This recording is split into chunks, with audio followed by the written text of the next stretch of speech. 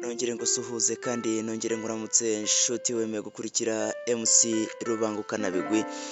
Nk'uko bisanzwe rero aya ni amakuru tukugezaho buri saha nk'uko twabyemeje.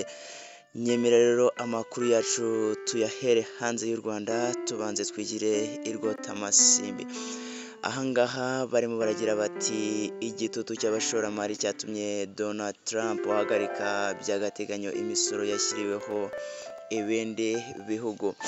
Ni mu gihe rero kera kabaye perezida wa Leta Zunze Ubumwe za Amerika, Donald Trump yatangaje ko icyo gihugu cyangwa se cyabaye gihagaritse icyo gihugu cya Amerika cyabaye gihagaritse umugambi wo kongera imisoro ku bicuruzwa byose byinjira muri Amerika biturutse hirya no hino mu isi, uretse ko Ubushinwa bwo n'ubundi ntabwo burebwa n'iki kibazo ahubwo bwongerewe umusoro.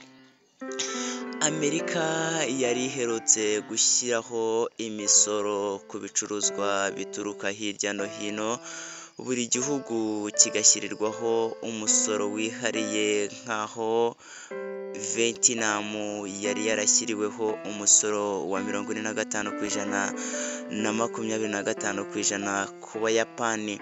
Imisoro ireba buri gihugu yahagaritswe mu gihe cy'iminsi 90, uretse ko umusoro w'10% ku bicuruzwa byose biturutse mu mahanga byinjira muri Amerika ugomba kugumaho.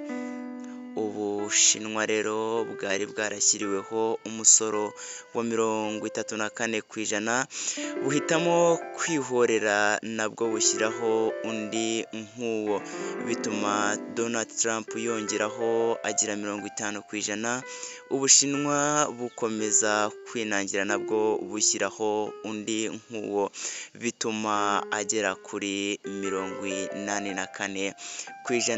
Ibi bituma kandi Donald Trump ibingibi byose yabyise agasuzuguro, ari nayo mpamvu mu gihe yahagarika iyi misoro ku bindi bihugu yahise yongera Ubushinwa abugeza kuri 125%.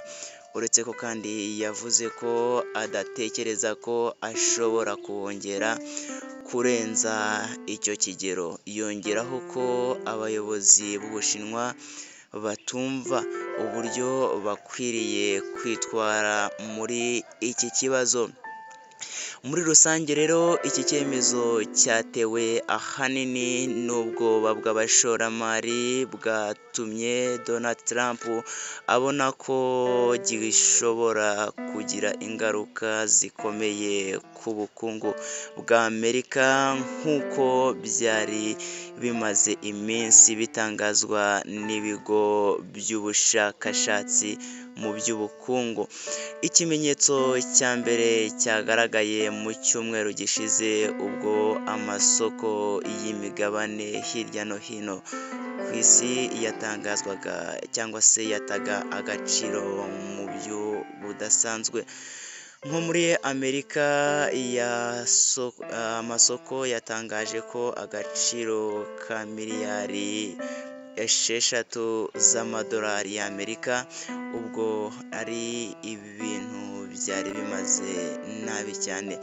Ibindi kandi bidasanzwe, imibare ikavuga ko kuva ku itariki ya 17 Mutarama aya masoko amaze igihe kandi atakaje ibintu byinshi cyane, agaciro twabarira nka miliyoni zirenga 10 z'amadolari y'Amerika. Mu gihe kigera ku minsi 4 yonyine, icyizere